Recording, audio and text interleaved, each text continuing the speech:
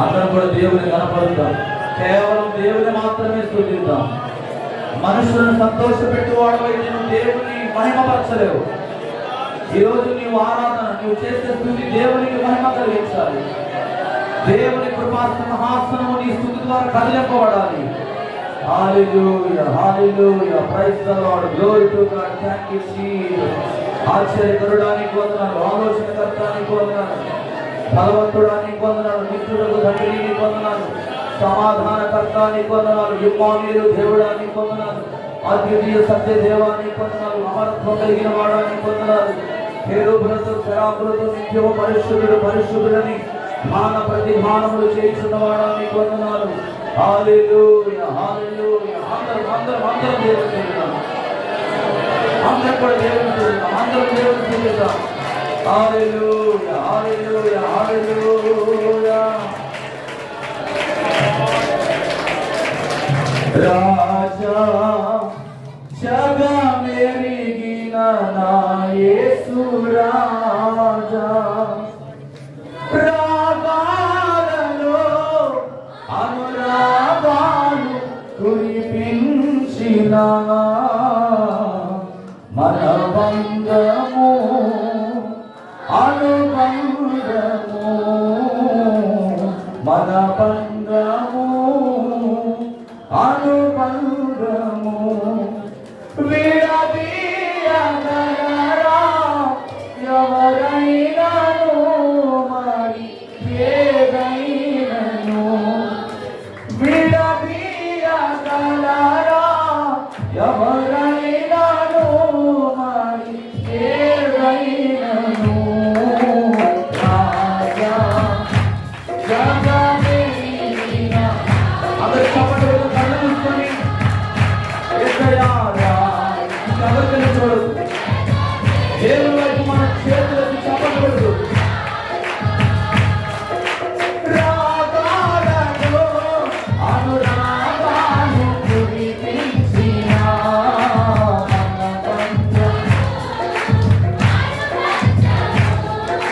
మన బంధం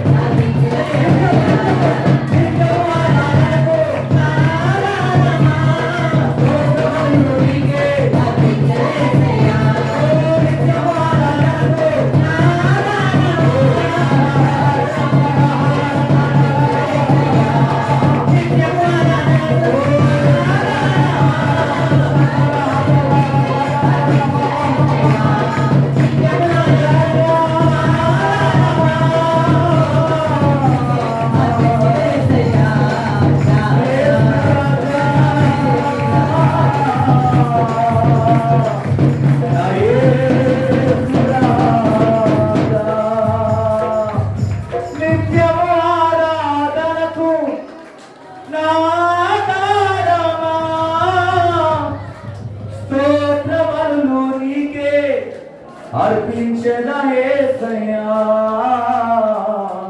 రాజా జగమెరిగిన యేసు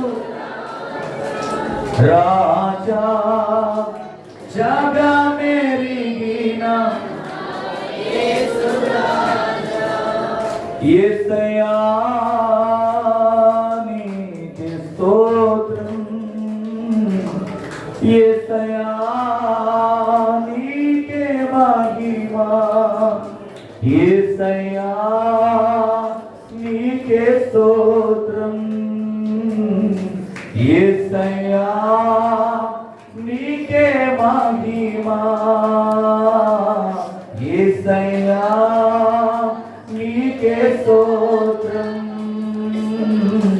యేసయ్యా నీకే మహిమా యేసయ్యా నీకే స్తోత్రం యేసయ్యా నీకే మహిమా విడదీయగలరా ఎవరైనాను మరి నన్ను విడదీయగలరా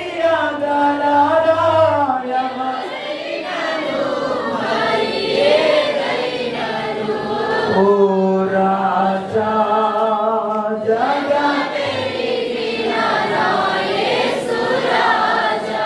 యేసయ్యా రాజా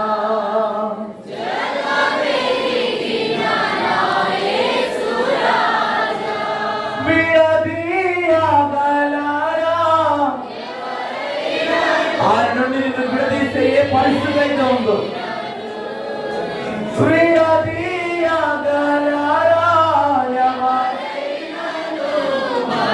అది బలహీనతే కావచ్చు, ఆర్థిక సమస్యలే కావచ్చు, మనుషుల ద్వారా సంభవించే ప్రతి సమస్య నుండి ఈ ఉదయకాల సమయంలో ఆయన విడిపించడానికి సిద్ధంగా ఉన్నాడు. ఆయన విడిపించే దేవుడు, నీ గుండెకు తగిన ప్రతి గాయమును కట్టే దేవుడు అంటే ఆయన దగ్గర మాత్రమే నీకు నెమ్మది దొరుకుతుంది. ఈ లోకంలో ఏ మనుషుని మాటల వల్ల నీకు నెమ్మది దొరకదు, కానీ ఆయన దగ్గరికి వస్తే ఆయన మాట్లాడితే నువ్వు బ్రతుకుతావు. ఆయన చూపులో నెమ్మది ఉంది, ఆయన చూపులో స్వస్థత ఉంది. ఆయన రక్షించగలిగిన దేవుడు. ఆయన హస్తము ఎన్నడూ కూడా నీ నుండి దూరము కానివ్వదు. ఆయన ప్రేమిస్తున్నాడు. Thank you father. యేసయ్యా నీకు వందనాలయ్యా. నా కన్నుల నిండా నీవయ్యా, నా తలంపులన్నీ నీవయ్యా, నా కన్నుల నిండా నీవయ్యా, దేవా యేసయ్యా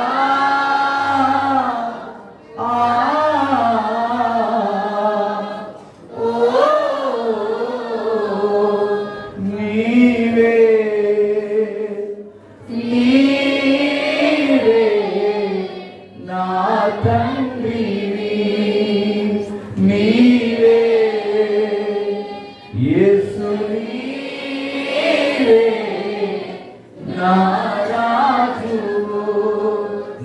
కన్నుల నిండా నీవయ్యా,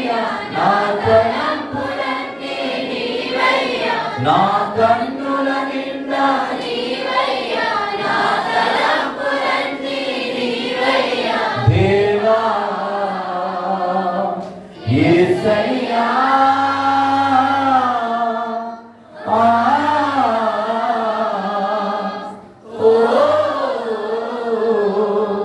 నా హృదయలో మెదిలే ఆశలు కోర్కెలు అన్నీ నీవైతే దేవా యేసయ్యా ఓ ఓ నా హృదయలో మెదిలే ఆశలు కోర్కెలు అన్నీ నీవైతే దేవా యేసయ్యా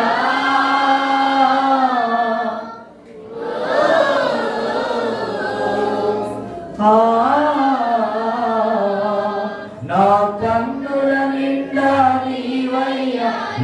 తలంపులన్నీ నీవయ్యా, నా కన్నుల నిండా నీవయ్యా, నా తలంపులన్నీ నీవయ్యా, దేవా యేసయ్యా. ఓ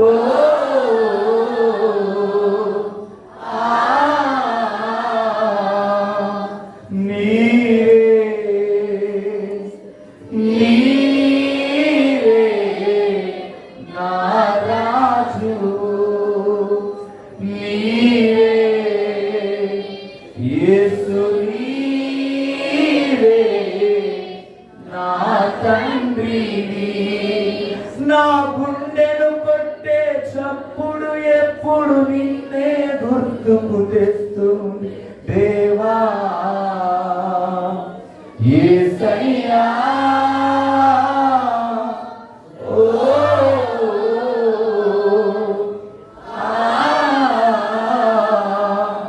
నా గుండెను కొట్టే చప్పుడు ఎప్పుడు నిన్నే దేవా యేసయ్యా. ఓ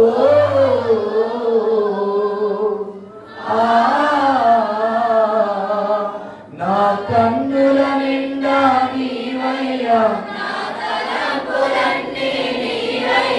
నా కన్నుల నిండా నీవయ్యా, దేవా యేసయ్యా. ఓ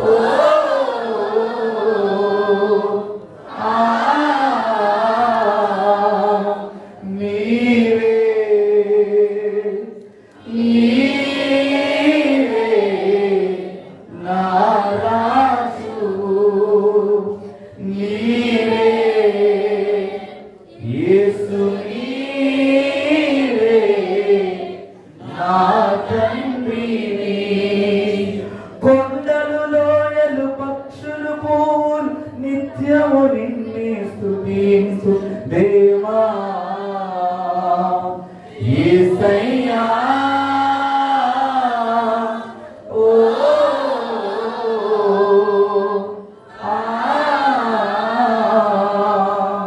కొండలు లోయలు పక్షులు పూలు నిత్యము నిన్నే స్తుతించు దేవా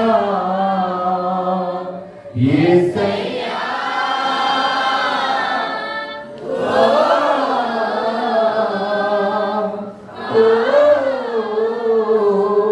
నా కన్నుల నిండా నీవయ్యా, నా తలంపులన్నీ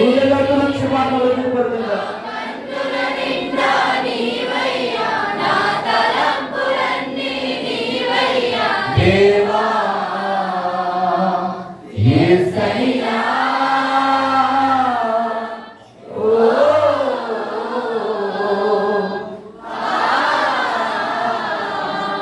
నా కన్నుల నిండా నీవయ్యా, నా కన్నుల నిండా నీవయ్యా,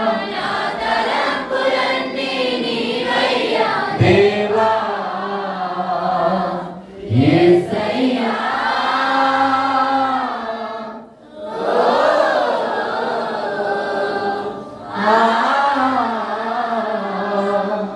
నీవే నీవే నా రాజు, నీవే యేసు, నీవే నా తండ్రివి. నా గుండెను కొట్టే చప్పుడు ఎప్పుడు నిన్నే గుర్తుకు తెస్తుంది దేవా యేసయ్యా. ఓ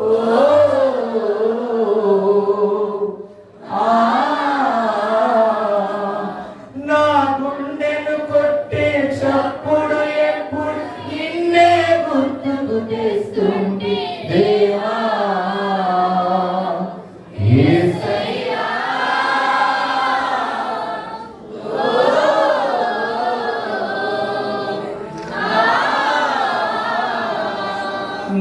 కన్నుల నిండా నీవయ్యా, నా తలంపులన్నీ నీవే. నా కన్నుల నిండా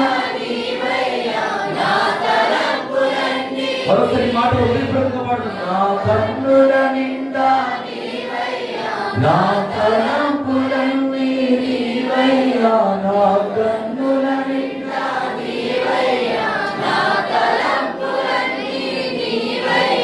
దేవా యేసయ్యా. ఓ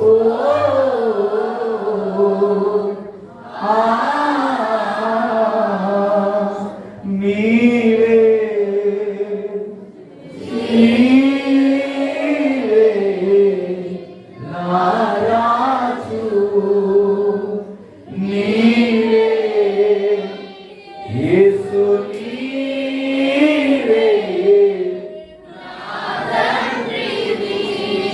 నీవే నీవే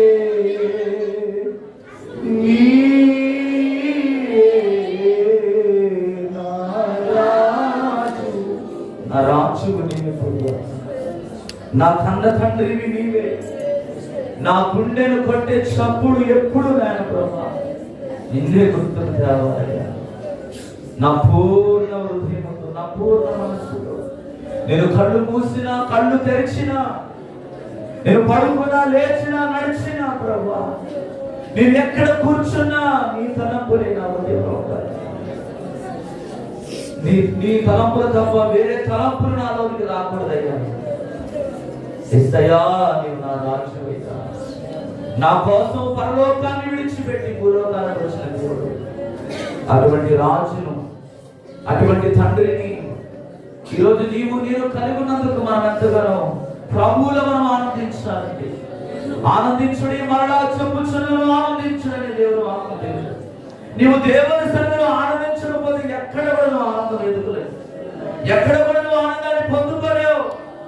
ఈరోజు నీ ఉదయం ప్రతి వేదన, దుఃఖము, కన్నీరు పోవాలంటే ఆయన సన్నిధిని అనుభవించిన వాడుగా ఉండాలి. ఆయన సన్నిధిలో పరిపూర్ణమైన సంతోషం కలదు. ఆయన సన్నిధిలో నిత్య ఆనందం ఉన్నది. ఆయన మనం ఆరాధించినప్పుడు, ఆయన స్తుతించినప్పుడు, మన హృదయాల్లో నింపుకున్నప్పుడు కొండలు, లోయలు, పక్షులు, పువ్వులు నిత్యము ఆయన నామాన్ని స్తుతిస్తూ ఉన్నాయి.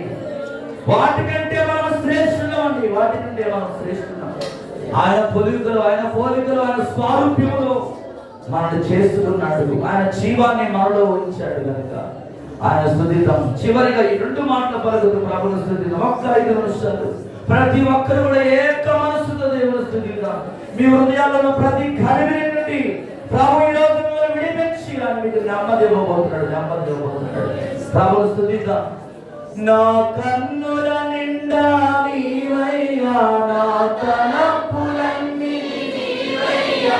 నా కన్నుల నిండా నీవయ్యా, నా తలంపులన్నీ నీవయ్యా. దేవా యేసయ్యా.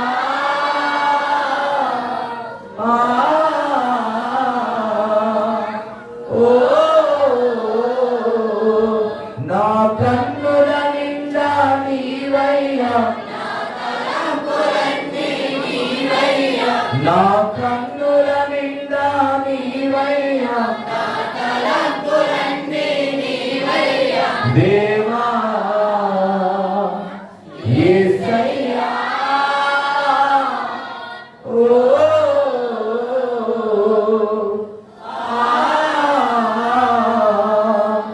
నీవే నీవే నా రాజు, నీవే యేసు, నీవే నా తండ్రివి. చప్పట్లు కొట్టడం పరిశుద్ధాత్మ గట్టిగా చప్పట్లు కొట్టు, గట్టిగా దేవుని స్తుతించు, దేవుని స్తుతించుదాం, దేవుని స్తుతిద్దాం. హల్లెలూయా. ప్రార్థన చేసుకుందాం. మొదల సమయం అంతా కూడా దేవుడు ఆశీర్వాదకరంగా మనం నడిపించినట్లుగా ఈ దినం పరిశుద్ధాత్మ దేవుడు మనందరితో మాట్లాడాలని ఆశపడుతూ ఉన్నాడు. నువ్వు ఎలాంటి పరిస్థితులను సంధికి వచ్చావు, ఆ ప్రతి ప్రతికూల పరిస్థితులను నీ దినం నీ దేవుడు, నువ్వు నమ్ముకున్న దేవుడు, నువ్వు ఆరాధించిన దేవుడు, ఆయన రోషం కలిగిన దేవుడు, ఆయన నేను విడిపించడానికి సిద్ధంగా ఉన్నాడు. ఆయన వాక్కులు శక్తి గలవి, ఆయన మాటలు నీ జీవితాన్ని కడతాయి, ఆయన మాటలు నేను బలపరుస్తాయి. కనుక పరిశుద్ధాత్మ దేవుడు మనందరితో మాట్లాడలాగున, కూడి వచ్చిన మనందరి దేవుడు దీవించి ఆశీర్వదించలాగున, మన మధ్యలో ఆత్మీయ ప్రాంతంలో నడిపిస్తుండగా అందరం మీకు ఉదయం. గొప్ప దేవుడా, భూమి ఆకాశములు కలిసేస్తున్నాను, ఆశ్చర్యకరుడా, నీకే స్తుతి స్తోత్రములు తండ్రి. నువ్వు పరిశుద్ధుడవు, మేము పాపాత్మము, గొప్ప దేవుడు, పరలోకమున మా దేవా, నీకే స్తుతి. నీతిస్తులుడా, కీడమా, సుఖమా, బంగారమా, మా కొండ, మా కోట, మా రక్షణ, మా సుఖమా, నీకేమి. 2025 12 నెలల ప్రయాణంలో మనకు తోడుగా 2025 సంవత్సరం 12 నెలల ప్రయాణంలో మనకు తోడుగా నడిపించదేమో మాస్కు. అప్పుడే మేము 2వ ఆదివారం సంతాన దినం మేము ప్రవేశించాము. అన్నయ్య ఇప్పటి వరకు పాడి పాటలో మా కంఠాలు తెచ్చి ఉన్నా చేసే స్నానంలో నీ కృప మా పట్ల ఎవరి మీద అయితే ఆత్మ లేకపోతుంది. ప్రతి ఒక్కరిపైన నీ పరిశుద్ధాత్మ శక్తితో అన్నాడు ఆది అపోస్తలుల పొగరు మీద పంపించిన పరిశుద్ధాత్మ శక్తి సర్వ సంఘం పైన వేరే ప్రవక్తకి తండ్రి దర్శనరీతిగా రీతిగా కళ్ళకంటాన్ని అవనస్తుల దర్శనం ఇక మాటలకు మాట ప్రవచనాలు కలిగిస్తాయి. 2025 ఆ వాగ్దానం నెరవేర్చి ఆ ప్రవచనాలు నెరవేర్చండి ప్రభా. అయ్యా ఈ సంఘం సాధదు, అయ్యా ఈ ఆత్మలు సాధదు. ఈ రోజుని గొలినతోడిగా నశించిపోతున్న ఆత్మని సమితిని నడిపించి నశించిపోతున్న వారి పేరు భారం కలిగిన ప్రార్థన జీవితం మాకు దయచేసి అయ్యా. వారానికి ఒక కొత్తాత్మ నడిపించి, వారానికి ఒక కొత్తాత్మ నడిపించి, అనేకమైన ఆత్మని సమితిని నడిపించి సంఘంలో శాంతి, సమాధానము, పరిశుద్ధత వెలువడించి యవనస్తులందరికీ ఏక మనసు దయచేసి పాటలు పాడేవాడిని, బొమ్మ కొట్టేవాడిని, పేట కొట్టేవాడిని, అని నేను యోగించేవాడిని ప్రభు గారికి సమర్పణ కలిగి, ప్రభు గారికి ప్రార్థించి, ప్రభు గారికి దేశగినప్పటికీ అందరినీ నేను సంఘంలో అద్భుతాలు ఆశ్చర్య కార్యములు జరిగించండి ప్రభా. స్తోత్రములు కూడి వచ్చిన చేర వచ్చిన ప్రతి బిడని దీవించిన ప్రభా. స్తోత్రములు కనికరిస్తూ సాతానుడు సరేగిపోతున్నాడు, సాతాను శక్తులు యేసు నామములో కొలగొట్టండి అమ్మా. స్తోత్రములు కనికరిస్తూ ముఖ్యంగా తండ్రి జ్ఞాపకం చేస్తాయి. బాబు బిడని ముట్టు సంపూర్ణమైన విడుదల దయచేయి. ఆ పసుపుడుకు తల్లి సుఖమైన నిద్రనిచ్చే ఆపద పసుపుడు కలగకుండా సక్కన రికార్డుతో అయ్యా విజయబాబు బిడ్డని ముట్టి ప్రభా సంపూర్ణమైన శక్తితో నీకు ఆ బిడ్డలో ఉన్న సమస్త భరించి నేను మోదం చేసి దూర దేశంలో ఉన్న దేవా స్తోత్రములు కనికరి జీవితమని జ్ఞాపకం చేసుకో. ఆ బిడ్డ కర్మవచ్చుతో కంచె ఏ ఆపద ఆ బిడ్డ కలగకుండా శ్రేష్టమైన పానిపించి ఏ సేపు భార్య అని కూడా కనికరించండి. రాణి పసిబిడని కూడా సంపూర్ణమైన ఆరోగ్యం నింపు గుడి వచ్చిన సేర వచ్చిన ప్రతి బిడని దీవించండి ప్రభా. స్తోత్రము అలాగే తల్లి శివల్లి బిడ్డని కూడా దూర దేశంలో ఆ పసిపెద్దని కూడా కాపాడుకోదేవా. స్తోత్రము గుడి వచ్చిన ప్రతి బిడని జ్ఞాపకం చేస్తూ అలాగే ప్రభా భూలోకమ్మకు మాత్రం కూడా ముందు సంపూర్ణమైన శక్తితో నీకు మెరిచి నీ సేవకుల మరియు అందరూ కావాల్సిన వారికి వర్తించి ఏమి మాట్లాడబోతున్నావో నీ చిత్తం కలిసి వారికి శక్తితో మాట్లాడే పరిశుద్ధాత్మ అభిషేకం నీ సేవకులపై కుమ్మరించి తన భార్య బిడ్డలు తన సేవని విస్తరింప చేయండి ప్రభా. స్తోత్రం తన అడిగిపోయిన దైవత పాత్ర మండించిన దీపంగా వెలిగించండి దేవా. స్తోత్రం తొలి దేశంలో తన తల్లి సేవను కూడా జీవించి కూడి వచ్చిన ప్రతి బిడ్డని పేరు నా మానబడి జీవించండి. ఎవా నూతనగా రక్షణ పొందిన ప్రతి బిడ్డని వాక్యంతో స్పందించమని నీ ఆత్మాభిషేకం మారిపోయి కుమ్మరించమని ఎనికి లేని దాన్ని తినేదాన్ని నా తప్పులు శ్రమించండి.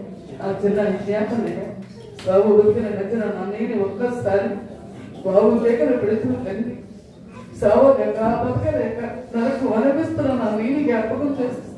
తండ్రి గారు దేవుడు ఒక భర్తని కూడా జ్ఞాపకంలో సాగు బతికిన నచ్చిన ముగ్గురు ఆడుతున్నాడు, ఎంతగా భరించలేకపోతున్నాడు. ఆ బాధని కూడా ఒక్కసారి ఆ తండ్రిని చూడి నా తప్పులు శ్రమించి నా ప్రార్థన నేను ప్రశ్న నా ప్రార్థన సమాధానం దయచేసి క్రీస్తు మారి వేడుకొనిస్తున్నాను ప్రభా తండ్రి. అందరం కూర్చుందామండి.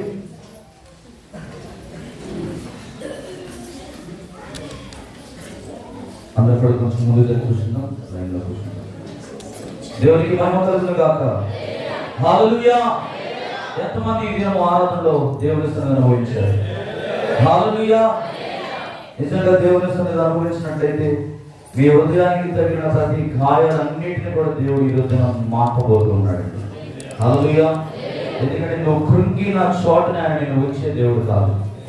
నువ్వు ఎక్కడైతే కృంగినావో, ఏ స్థలంలో అయితే నువ్వు పడిపోయావో, ఏ బలహీనత అయితే నేను బాధిస్తా ఉందో, ఆ ప్రతి బలహీనత నుండి, ఆ ప్రతి కృంగుదల నుండి నా ప్రభు నిన్ను లేపి నిలబెట్టే దేవుడు. ఆమేన్ చెప్తాం. నమ్మిన వారందరూ కూడా విశ్వాసంతో ఆమేన్ చెప్తాం. హల్లెలూయా. ఇతర పరిశుద్ధ బైబిల్ నుండి కొన్ని మాటలు దేవుని వాక్యాన్ని ధ్యానం చేద్దాం. ఈరోజు నా ధ్యానాంశం ఏంటంటే, మంచి దానిని మనం హత్తుకొని ఉండాలి. ఏం హత్తుకొని ఉండాలండి? మంచి దానిని మనము హత్తుకొని ఉండాలి. రోమపత్రిక 12వ అధ్యాయము 9వ వచనం ఒకసారి వాక్యాన్ని చదువుదాం. స్పష్టంగా ఎవరైనా ఒక్కరు మాత్రమే చదవండి.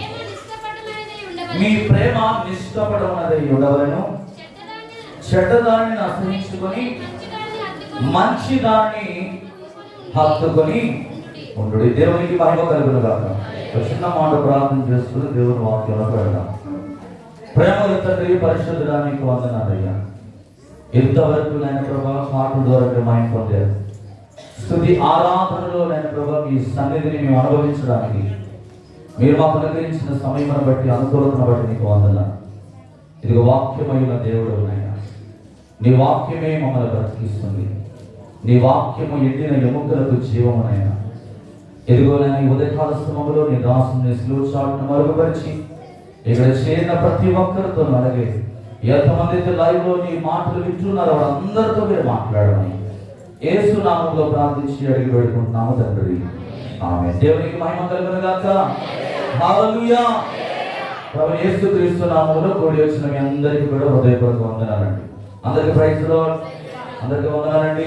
అందరూ బాగున్నారా? ఈరోజు చాలా నిండుగా కనబడుతూ ఉన్నారు.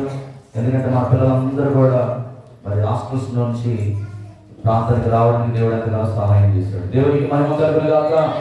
హల్లెలూయా. మంచిది. దేవుడి వాక్యం ద్వారా మనం ముందుకు వెళ్దాం. మీ ప్రేమ నిష్కపటమైనదై ఉండవలెను, చెడ్డదానిని అసహించుకుని మంచిదాన్ని హత్తుకొని ఉండాలంట. ఈ దినం నిజమైన ఒక విశ్వాసులుగా యేసు రక్తములో కడగబడిన నీవు మరి నువ్వు మార్చుకోవలసిన కొన్ని విషయాలు ఉన్నాయి.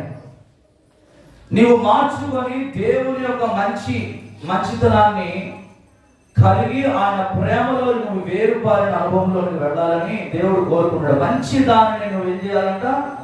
హత్తుకోవాలి. ఏంటి మంచిదయ్యా అని చెప్పి మనం ఇక్కడ గమనిస్తారండి.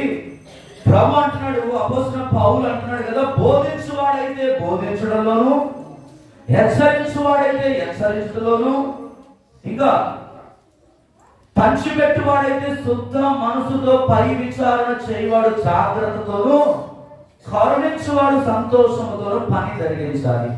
హల్లెలూయా. ఎటువంటి ప్రేమ నీలో ఉండాలని దేవుడు కోరుకుంటాడంటే నిష్కపటమైన ప్రేమ. ఈ లోకంలో అనేకమైన ప్రేమలు ఉన్నాయండి. ఒక భక్తుడు ఒక పాట రాశాడు. ఏమనంటే, ప్రేమిస్తానంటుంది నన్ను నమ్మమంటుంది, లోకంలోని రుచులన్నీ చూపిస్తానంటుంది. ఏమంట? ప్రేమిస్తానంటుంది నన్ను నమ్మమంటుంది, లోకంలోని రుచులన్నీ చూపిస్తానంటుంది. నమ్మకురా ఈ లోకం, నమ్ముకుంటే నరకమురా. నమ్మకురా ఈ లోకం, నమ్ముకుంటే నరకమురా. ఈ లోకమే విషమాలయం, ఈ లోకమే నటనాలయం అంట. హల్లెలూయా. ఈరోజు చాలా మంది యవనస్తులు ఏం చేస్తున్నారంటే, గుడ్డి ప్రేమను నమ్ముకుంటూ అందమైన జీవితాన్ని ఏం చేస్తున్నారంటే మధ్యలోనే బుగ్గిపాటు చేసుకుంటా ఉన్నారు. ఏమంటదంట? ప్రేమిస్తానంటదంట, నన్ను నమ్మంటదంట, లోకంలోని రుచులన్నీ చూపిస్తుందంట నీకు. చివరికి ఏం చేస్తుంది? నట్టేట ముంచి ఈరోజు ప్రియమైన దేవుని బిడ్డలారా, నీ కోసం నా జీవితాన్ని అర్పిస్తాను అంటావు, నువ్వే నా సర్వస్వం అంటావు, ఇక నువ్వు తప్ప నాకు ఈ లోకంలో ఎవరు లేరంటావు. అంటే నవమాసాలు మోసి కని పెంచి పెద్ద చేసి చదువు చెప్పి నీకు బట్టల గురించి, నీకు పాకెట్ మనకి డబ్బులు ఇచ్చి నీకు మంచి బండి గురించి చక్కగా మంచిగా చదువుకొని మంచి జీవితాన్ని కలిగి ఉండురా బాబు అని చెప్పి అమ్మా నాన్న కష్టపడి వాళ్ళు తినకుండా తాగకుండా నీ కోసం అన్ని వాళ్ళ జీవితాన్ని బంగారపరిస్తే నిన్న దాకా మొన్న పరిచయమైన ఒక వ్యక్తి కోసం నువ్వు ఏం చేస్తున్నావు? పరిగెడుతున్నావు వాటి కోసం. ప్రభువైన యేసుక్రీస్తు అంటాడు, నీ ప్రేమ నిష్కపటమైనదై ఉండాలి. నీ ప్రేమలో ఏముండకూడదు? స్వార్థం ఉండకూడదు. యేసయ్య దాన్ని మన జీవితంలో ఒక స్వార్థము చూపించినట్లయితే మనం ఎవరు కూడా ఇక్కడ ఉండేవారు కానీ కాదండి. ఆయన తండ్రి అయిన దేవుడు కుమారుడైన యేసుక్రీస్తుని ఈ భూమి మీదకి పంపించడానికి ఒక ఆలోచన చేస్తే అసలు ఎందుకు ఈ ప్రజల కోసం నా కుమారుడిని పంపించాలి? ఎందుకు నేను పంపించాలి? అసలు వీరిలో ఏ లక్షణాలైనా ఉన్నాయా? వీరిలో ఏ మంచి అయినా ఉందా అసలు అని ఒక తండ్రి అయిన దేవుడు కుమారుడైన యేసుక్రీస్తుని పంపించే విషయంలో ఆలోచన చేస్తే ఈ రోజు మనం ఎంత మంది ఇక్కడ రక్షణ పొందుకుని ఉండేవారము. ఎందుకయ్యా మన కొరకు ఈ లోకానికి వచ్చాడంటే ఒక పాపి నశించుకోవడం ఆయన ఉద్దేశము. ప్రతి ఒక్కరు కూడా నిజమైన ప్రేమ యేసయ్య ప్రేమను తెలుసుకోవాలని ఆశపడతా ఉన్నారు. యేసయ్య ప్రేమను తెలుసుకోవాలని ఆయన పరలోకాన్ని విడిచిపెట్టి నీ కోసం నా కోసం ఈ భూమి మీదకి దిగి వచ్చాడు. మరి ఈరోజు ఏ ప్రేమ వైపు నువ్వు పరిగెడుతున్నావు? ఈ లోకంలో ఉన్న ప్రేమలన్నీ కూడా ఒకరోజు గతించబోతా ఉన్నాయి. కానీ ఒకటే ఒక ప్రేమ చిరస్థాయిగా నీలో నిలిచిపోయేదండి, అది యేసయ్య ప్రేమ. దానికి మరొక పేరు ఏంటంటే అగాపే ప్రేమ. ఆ ప్రేమకు కొలతలు లేవు, ఆ ప్రేమకు సరిహద్దులు లేవు, ఆ ప్రేమకు రూల్స్ రెగ్యులేషన్స్ అనేవి లేవు. కానీ ఈ లోకంలో ఉన్న ప్రేమ, అమ్మ ఈ ప్రేమ నువ్వు ఎదుగుతున్నావు చూసేవా, పరిగెడుతున్నావు చూసేవా, దాని వైపు ఆ ప్రేమకి ఏముంది? రూల్స్ రెగ్యులేషన్స్ ఉన్నాయి. అప్పటిదాకా నీతోనే మాట్లాడుతూ ఉంటది, ఉన్న పాటున ఒక్కసారి ఎంగేజ్ వచ్చేస్తుంది. ఏంటబ్బా ఎంగేజ్ వస్తుంది అని అన్నాం అనుకో, మా అమ్మ ఫోన్ చేసింది అందుకనే కాసేపు నీ ఫోన్ నేను పక్కన హోల్డ్లో పెట్టాను అంటది.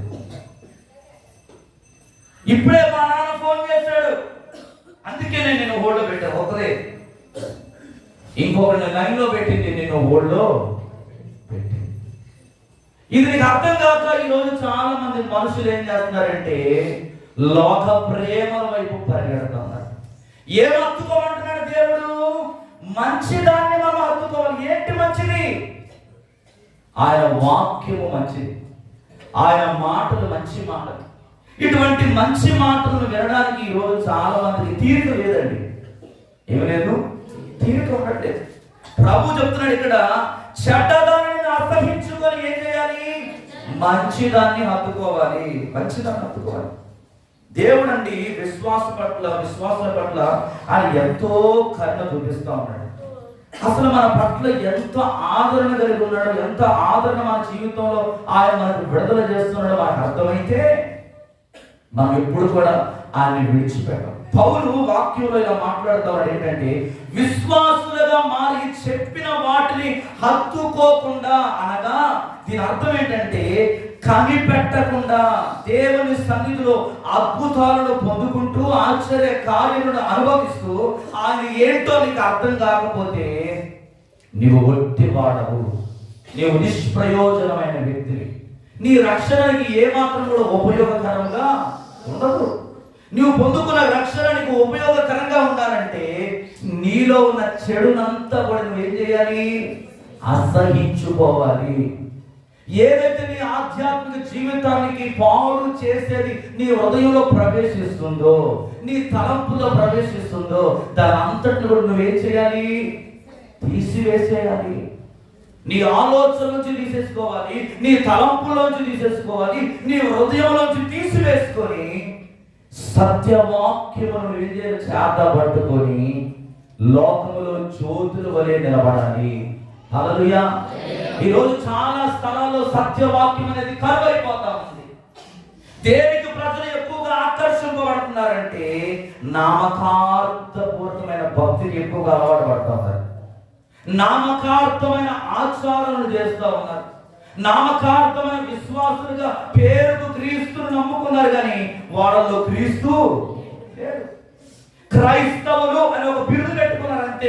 జస్ట్ బోర్డు, ఒక ఐడెంటిటీ, ఒక అడ్రస్ మాత్రమే నీకుంది, ఒక ఐడెంటిటీ మాత్రమే నీకుంది. ఏదైనా ఒక ప్రాంతానికి, ఒక రాష్ట్రం దాటి ఇంకొక రాష్ట్రానికి వెళ్ళామనుకోండి, సరిహద్దులలో ఏం చెక్ చేస్తారు? ఐడెంటిటీ కార్డ్ చెక్ చేస్తారు. ఆధార్ కార్డు కానీ, డ్రైవింగ్ లైసెన్స్ కానీ, ఇంకోటి ఏదైతే నీ దగ్గర ఉందో, నువ్వు ఎక్కడి నుండి వచ్చావో ఆ ప్రూఫ్ చూపిస్తేనే ఆ సరిహద్దు దాటి నువ్వు లోపలికి వెళ్ళగలవు. ఈరోజు చాలా మంది మనుషులు కూడా ఒక జస్ట్ ఐడెంటిటీ కార్డు లాగా మాత్రమే బ్రతుకుతున్నారు. ఒక అడ్రస్ మాత్రమే ఉంది, మేము క్రైస్తవులం, కానీ వాళ్ళలో ఎవరు లేరు?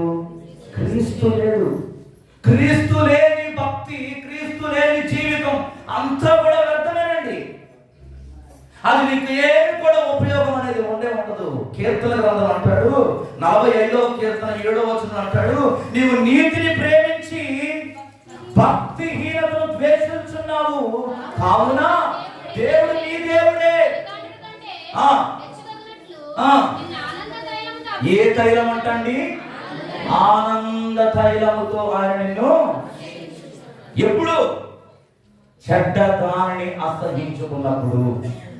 నీ నోట మాట తెలియకుండా దుర్భాషలు వస్తున్నాయేమో, చెడ్డ మాటలు మాట్లాడుతున్నావేమో, చెడు చూపులు చూస్తున్నావేమో, మందిరానికే వస్తున్నావు కానీ నీ ఆలోచనలన్నీ రకరకాలుగా తిరుగుతున్నాయేమో. Body is present, mind is absent. దేవుని మందిరంలోనే ఉంటున్నావు కానీ దేవుని శక్తిని ఆశ్రయించలేకపోతున్నావు.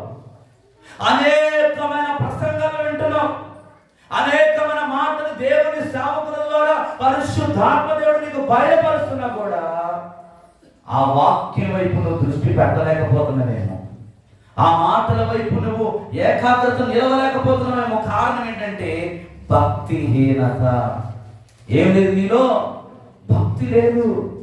నీవు నీతిని ప్రేమించి భక్తిహీనతను ద్వేషించుచున్నావు, కావున నీ దేవుడు, నీవు నమ్ముకున్న దేవుడు చెలికాండ్ర కంటే హెచ్చగునట్లుగా నిన్ను ఆనంద తైలముతో అభిషేకం. ఎంతమంది అభిషేకించబడ్డారండి?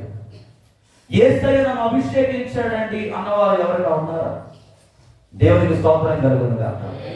అభిషేకము దేన్ని తీసుకొస్తుందంటే నీలో దేవుని యొక్క రూపమును తీసుకొస్తుంది. ఒకటి అభిషేకము దేన్ని తీసుకొస్తుందంటే నూతనమైన సామర్థ్యాలను అభిషేకం ఇస్తుందండి. అభిషేకం ఏమి తీసుకొస్తుందంటే నిన్ను ఒక నూతనమైన మార్గం గుండా నడిపిస్తుంది. అభిషేకమును పొందుకోవడం ద్వారా, ఆనంద తైలంతో నీవు అంటబడడం ద్వారా ఈ 3 కార్యాలు నీ జీవితంలో జరుగుతాయి. ఎంతమంది ఈ 2025వ సంవత్సరంలో నేను నూతనమైన సామర్థ్యాలను కలిగి దేవుని కొరకు వాడబడాలనుకుంటున్నారు? ఎంతమంది? అర్థమవుతుందా నా మాటలు? అర్థమైందా? అర్థమవుతున్నాయా? హల్లెలూయా. ఎంతమంది 2025వ సంవత్సరం నేను దేని గురించి ఆలోచించనయ్యా? నా ఆలోచన అంతా కూడా దేవుని మీదే ఉంచుతాను. నేను బ్రతికితే నా కోసం కాదు, నేను దేవుని కొరకు బ్రతుకుతాను. నా జీవితము ఒక దీపముగా నేను మార్చుకుంటాను. చూడండి, ఒక దీపములో ఒక ఒత్తు ఉంటుంది. ఒత్తే, ఒక గుడ్డ ముక్క, దాన్ని ఏమంటారు? ఒత్తేనా? ఒత్తి అనుకుందాం. అది చూడండి ప్రియమైన దేవుని బిడ్డలారా, అది ఆయిల్లో ఉన్నంతసేపు ఏం చేస్తుంది?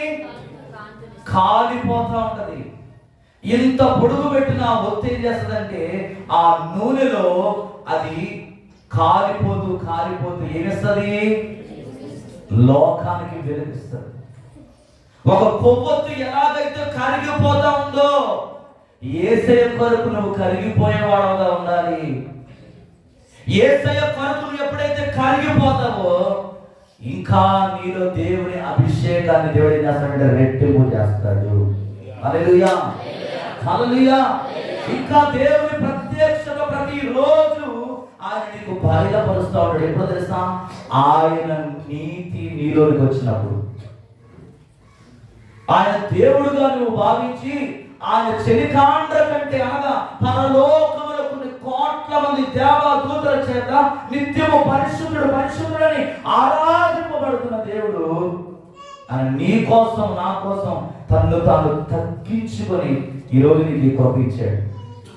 మన మీద పెద్ద టాలెంట్ కలిగిన వాళ్ళం కాదు, మన మీద పెద్ద పాడగలిగిన వాళ్ళం కాదు. మరి లోకంలో ప్రపంచవ్యాప్తంగా ప్రియమైన దేవుడు పెట్టారు.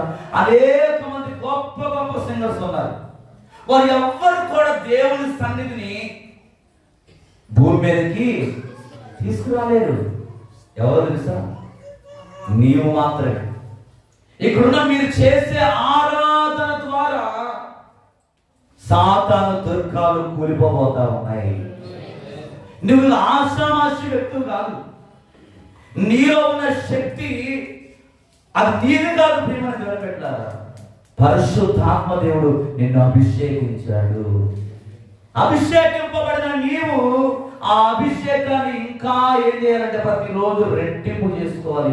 అంతేగాని లోక సంబంధమైన వాటి వైపు పరిగెత్తేవాడుగా ఉండకూడదు. నిష్కపటమైన ప్రేమ బోధించే బోధకులమైన మేము సరైన రీతిలో బోధించకపోతే, సరైన రీతిలో మనం బోధించకపోతే మేము దేవునికి లెక్క చెప్పేవారుగా ఉండాలి. అలాగే పంచిపెట్టే గుణం నీలో ఉంటే ఆ పంచిపెట్టే గుణం ఎలా ఉండాలి? శుద్ధమైన మనసుతో నువ్వు పంచిపెట్టాలి. శుద్ధమైన మనసు, కలవసం లేని హృదయం, మరి దీన మనసు కలిగి దేవుని సన్నిధిలో నువ్వు ఎప్పుడైతే నువ్వు తగ్గించుకొని నీలో ఉన్న దేవుని నువ్వు ఎప్పుడైతే గణపరుచుకుంటావో నీలో ఉన్న అభిషేకం ఇంకా రెట్టిపోతుంది. చూడండి, కీర్తన గ్రంథం 55వ కీర్తన 21వ వచనం అంటాడు, వారి నోటి మాటలు వెన్నవలే మృదువుగా ఉన్నవి, అయితే వారి హృదయంలో ఏముందంట? వారి మాటలు చమురు కంటే విలువైనవి, అయితే అవి వరదీసిన కత్తులే. అమ్మో, ఏంటండి? వారి నోటి మాటలు వెన్నదలే. కొంతమంది మాటలు చాలా తీయగా ఉంటాయి. అసలు వాళ్ళు మాట్లాడుతుంటే అక్కడి నుంచి వెళ్ళబుద్ధి కాదు, అంత తీయగా మాట్లాడుతూ ఉంటారు. సాంతానుడు కూడా ఎప్పుడు కూడా నీకు ఏం చేస్తాడంటే తీయగానే మాట్లాడతాడు నీ దగ్గరకు వచ్చి.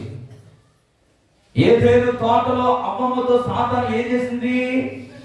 తీయగా మాట్లాడింది. ఇదిగో ఈ పండు మీరు తింటే మీరు ఎలా మారిపోతారు?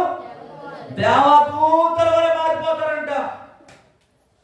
మీరు దేవదూతల వలె మారడం దేవుడికి ఇష్టం లేదు కనుకనే ఆయన ఏం చేశాడు? ఇగో ఈ పండు తినొద్దని చెప్పి మిమ్మల్ని మీకు అడ్డుకట్టేశాడు. ఇదిగో నువ్వు నిజంగా తింటే నీవు దేవదూత వలె మారిపోతావు అన్నప్పుడు ఏమనుకుంది? వెంటనే తీసుకొని తింటమే కాదు, తీసుకొచ్చి ఆయన భర్త కూడా. ప్రేమను దేవుడు పెట్టారా, ఈరోజు మనుషుల మాటలు కూడా అలాగే ఉన్నాయి. నీ కోసం అది చేస్తాను ఇది చేస్తాను అంటాడు, కానీ చివరాఖరికి నేను నట్టేట ముంచి వెళ్ళిపోతాను. నోటి మాటలు వెన్నవలే మృదువుగా. వెన్న ఎప్పుడైనా చూసారండి?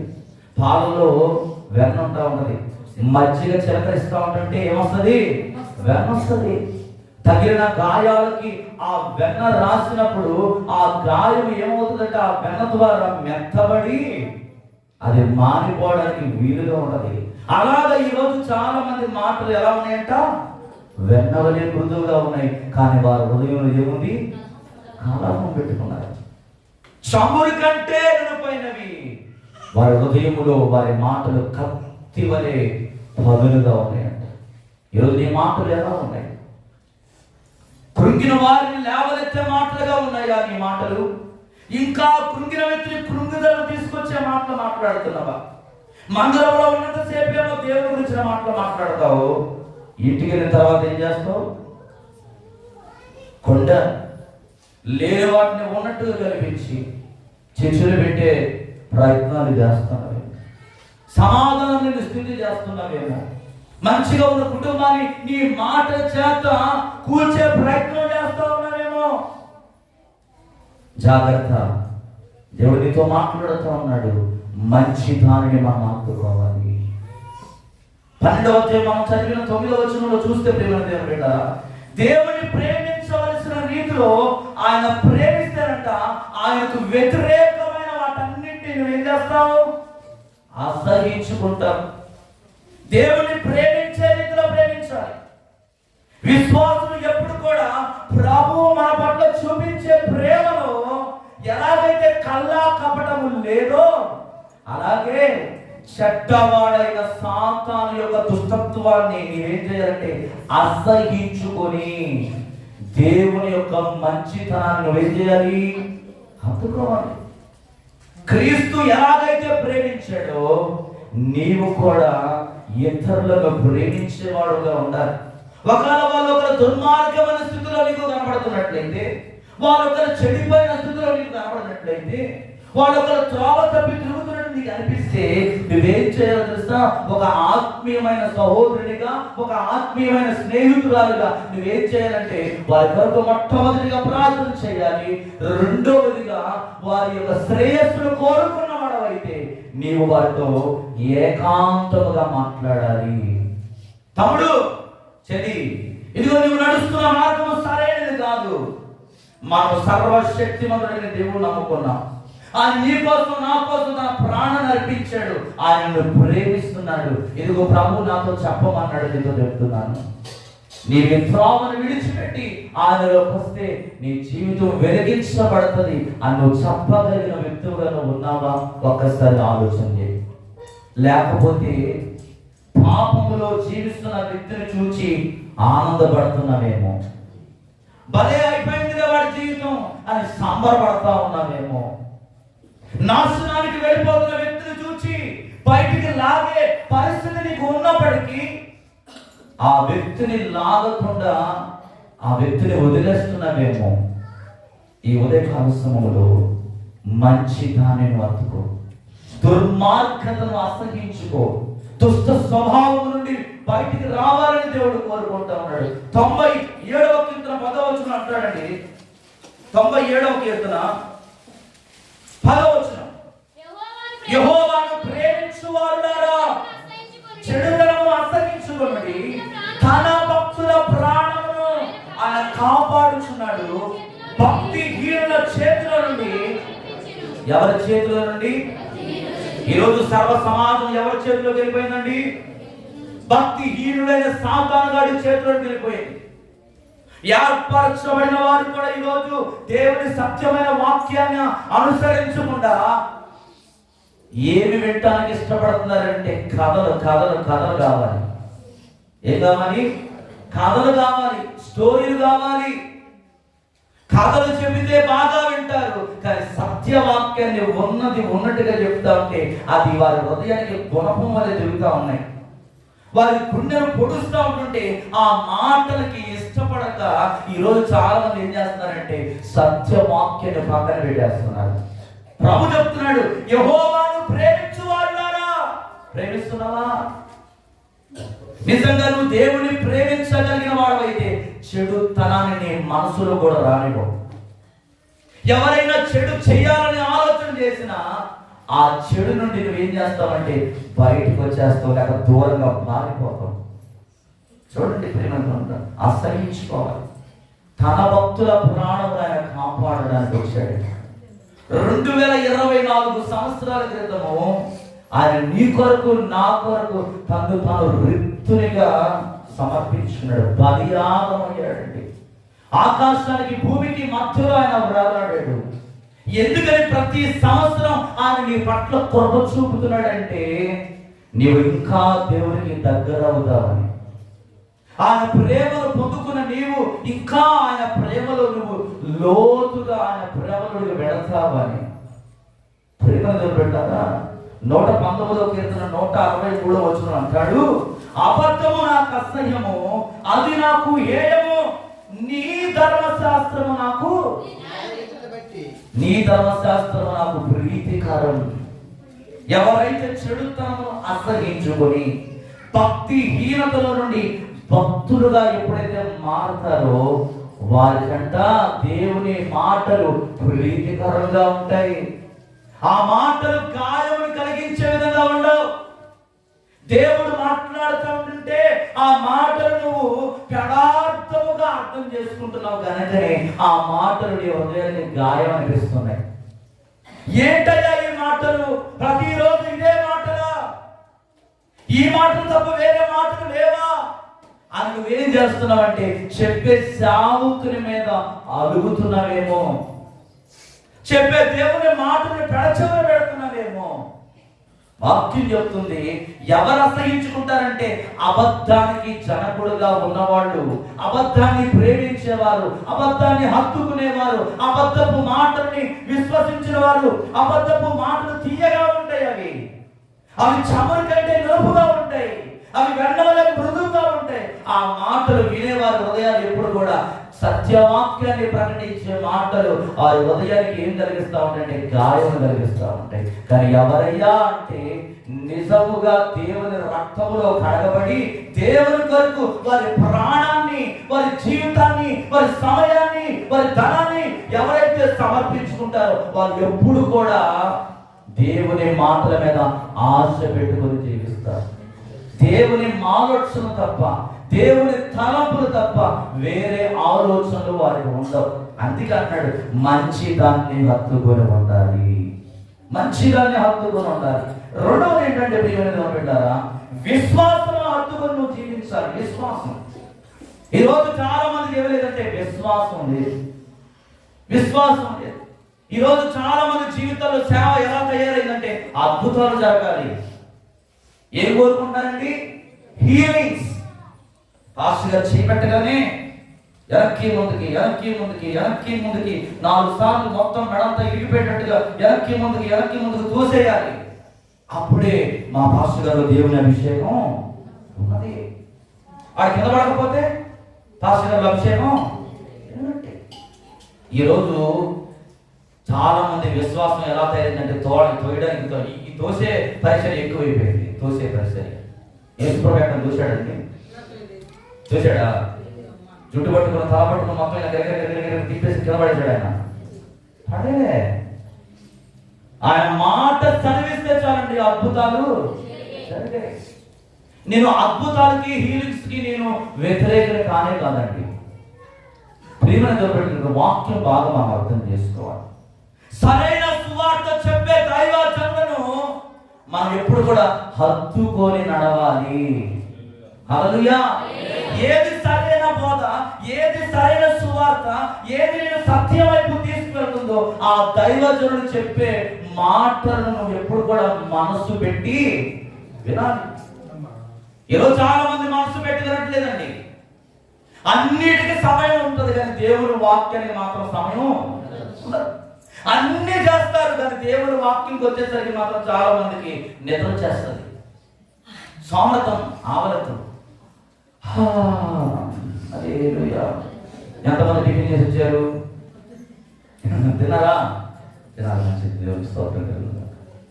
ఎంతైతే నువ్వు శరీర ఆహారం తిన్నావో అంతకంటే నీ హృదయాన్ని, నీ జీవితాన్ని, నీ కుటుంబాన్ని బలపరిచే ఈ ఆత్మీయ ఆహారం చెప్పే దైవ సేవకులను నువ్వు ఎప్పుడు కూడా హత్తుకొని ఏం చేయాలి?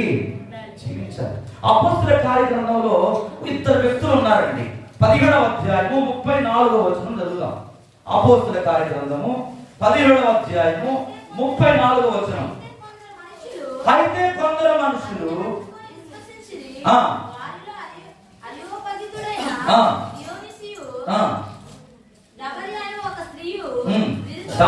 దమరి అని ఒక స్త్రీయు వీరితో కూడా మరికొందరు ఉండిరి. దేవునికి స్తోత్రం కలుగును గాక. హల్లెలూయా. ఇక్కడ కొంతమంది 2 సహోదరులు ఏం చేస్తున్నారండి? పౌలు గారు చెప్పే మాటలకు 2 వ్యక్తులు ఏం చేస్తున్నారు? లోపడుతూ ఉన్నారు. ఎవరంటే ఆయన మొబాగస్ సభ్యుడైన థియోలిసియన్స్, అలాగే దమరి అనే ఒక స్త్రీ, ఒక విశ్వాసురాలు. పౌలు చెప్పిన మాటలకు వారు విశ్వసించి హత్తుకుంటూ ఉన్నారంట. హత్తుకుంటారు. చాలా స్థలాల్లో అపోస్తలుడైన పౌలు సువార్తను ప్రకటిస్తూ వెళ్తా ఉంటుంటే అందరూ కూడా సువార్తను అంగీకరించలేదండి. ప్రతి స్థలంలో కొంతమంది మాత్రమే సువార్తను అంగీకరించారు, కొన్ని చోట్ల సువార్తను వ్యతిరేకించారు. కానీ ఒక ప్రాంతము, ఏథెన్సు ప్రాంతంలో మాత్రం అపోస్తలుడైన పౌలు సువార్తను ప్రకటిస్తుంటే 2 మాత్రమే సువార్తను అంగీకరించారు. ఎందుకని ఆ 2 మాత్రమే సువార్తను అంగీకరించారంటే, ఆ ఏథెన్సు నగరంలో ఉన్న ప్రజలందరూ కూడా ఎటువంటి స్థితిలో ఉన్నారంటే గర్వాంధులుగా ఉన్నారు. ఎలా ఉన్నారండి? గర్వముతో నింపబడి ఉన్నారు. మాకన్నీ తెలుసు, మేము చిన్నప్పటి నుండి పుట్టుక క్రైస్తవులం. ఏ క్రైస్తవులం? పుట్టుక క్రైస్తవులం. చిన్నప్పటి నుంచి నేను సండే స్కూల్కి వెళ్ళాను. 66 పుస్తకాలు కంఠోపాతంగా నేను చెప్పగలను. 119వ కీర్తన మొదటి నుంచి ఎన్ని వచనాలు ఉన్నాయి అన్ని వచనాలు కూడా చెప్పేయగలను. నాకు తెలియని వాక్యం అంటూ ఈ లోకంలో లేనే. ఈ ప్రసంగాలను ఎప్పుడో వినేశాను నేను అనే గర్వములో జీవిస్తున్న ప్రజలంట. అటువంటి ప్రజల మధ్యలో సువార్తను ప్రకటిస్తున్నాడు పౌలు.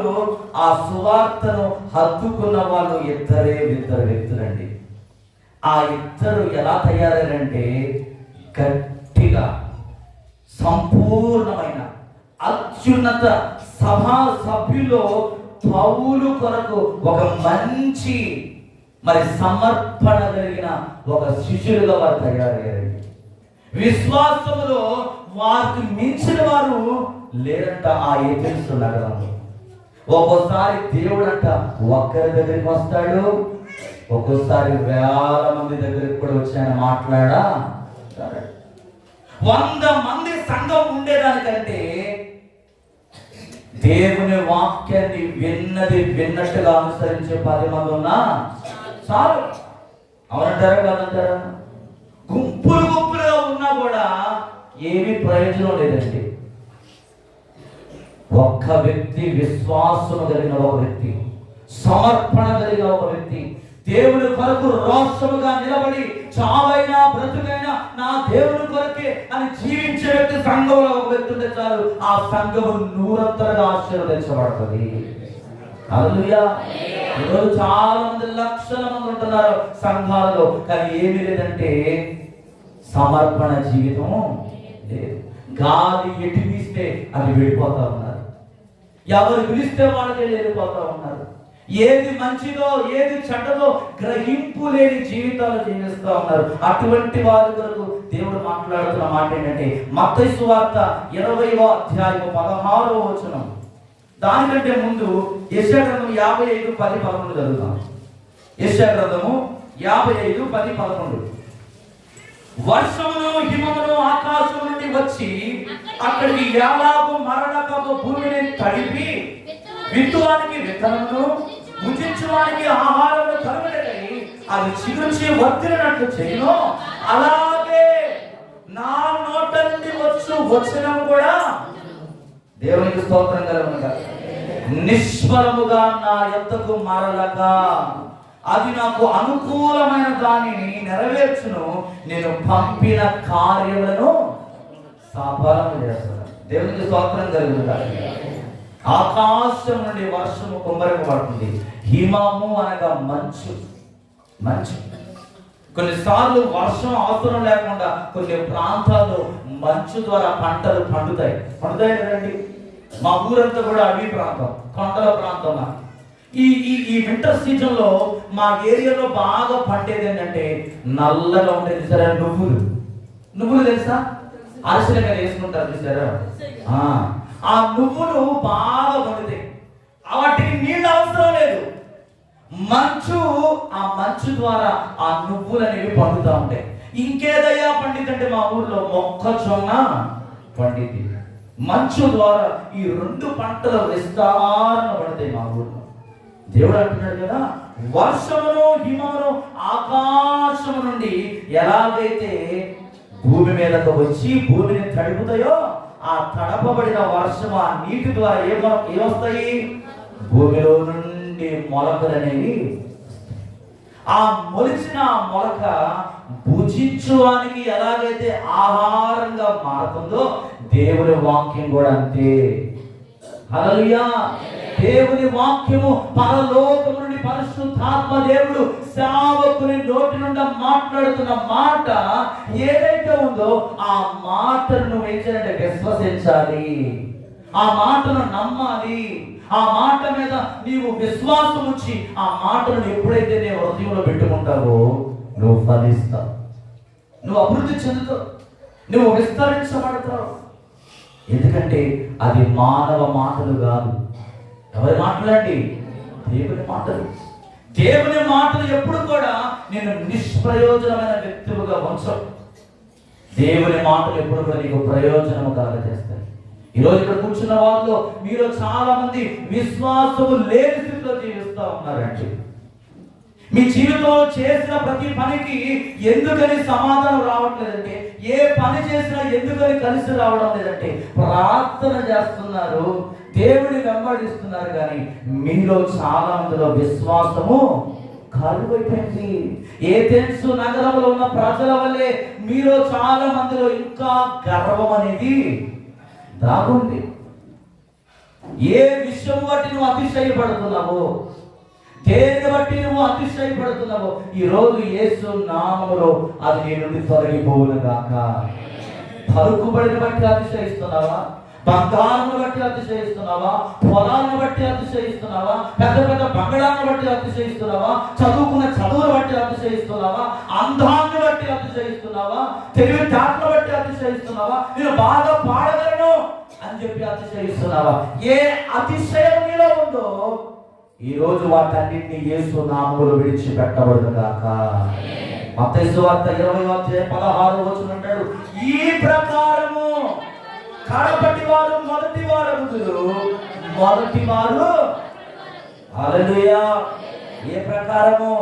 ఆకాశం నుండి వర్షం ఎలాగైతే భూమి మీదకి వచ్చి భూమిని తడిపి అది మరలకుండా విత్తనాన్ని విత్తడానికి, మొలకెత్తడానికి, ఫలించడానికి ఎలాగైతే ఉపయోగకరంగా ఉంటుందో ఆ శక్తివంతమైన మాటలు విన్న నీవు కూడా నీ స్థితి ఎలా ఉండాలంటే మొదటి స్థితిలోనే ఉండాలి.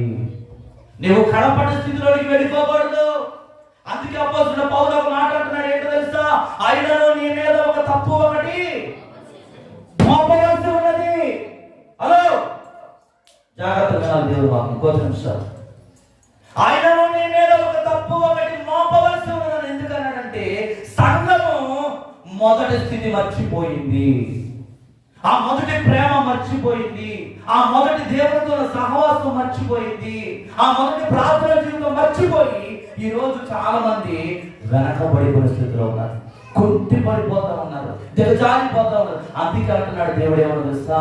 ఈ ప్రకారము కడపటి వారు మొదటి వారు, మొదటి వారు కడపటి వారు. ఈరోజు ఈ స్థితి ఎలా ఉంది? నీ విశ్వాసం ఎలా ఉంది? నీ ప్రార్థన జీవితం ఎలా ఉంది? బైబిల్ గ్రంథంలో అనేక మంది భక్తులు ఉన్నారండి.